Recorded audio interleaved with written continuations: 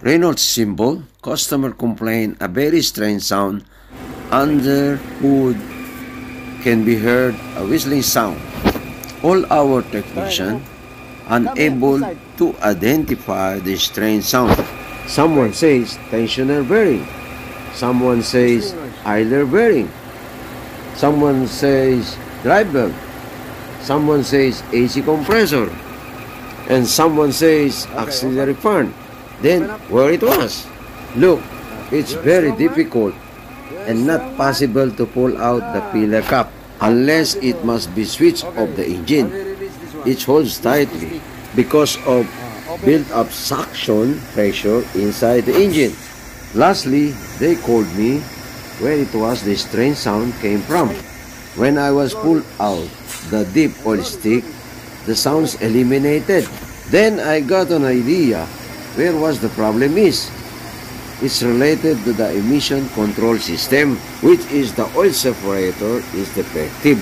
Do you know how many workers behind me and their eagerness just to know how I will find out the fault? I mean the said complaint, because even one of them doesn't get a correct diagnosis of that strange sound.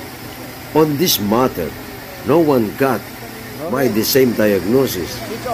This is a matter of has a full experience in automotive industry, gain more experience, particularly in new technology. We are beyond to the expertise engineers. I said, if you change compressor after same noise, who will pay?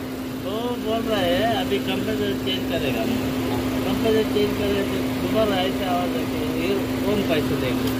ऐसे बोल रहा है। अभी इसको तो क्या करना है? ये पूरा बिल जाएगा उसे। हाँ, इसका का है। हाँ। पहले तो हम कैरिंग करते हैं। पूरा तो ये कैल करते हैं। हाँ, ये चीज बंद करके आता है, ये चीज बंद करके भी आता है वो ये चीज AC compressor? Yeah. No, I don't think so.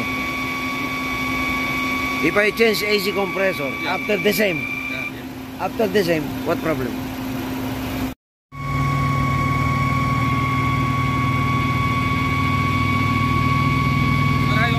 Huh? Pan? Pan?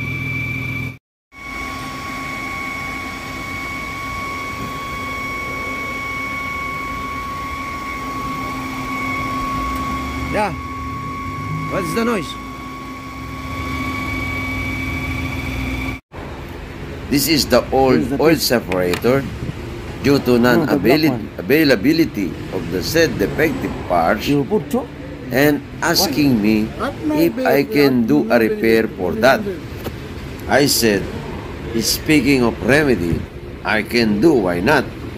Believe it or not, no spare parts involved. I was cut a bicycle inner tube and cut it in a round shape to cover up the leaking diaphragm. I made up an amazing repairs. A very simple idea. Start. This is the aftermath of my talent repair I shared to you. Whistling sound has been undefaining. There is no suction at all.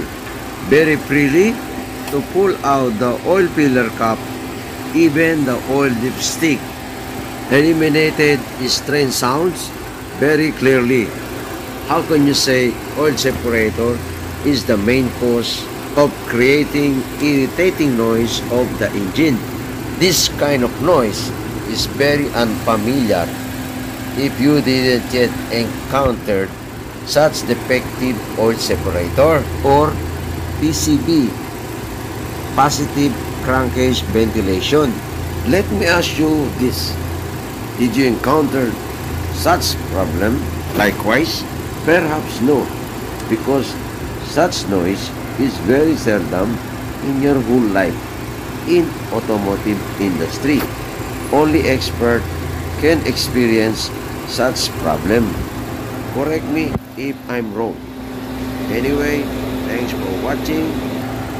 Bye bye.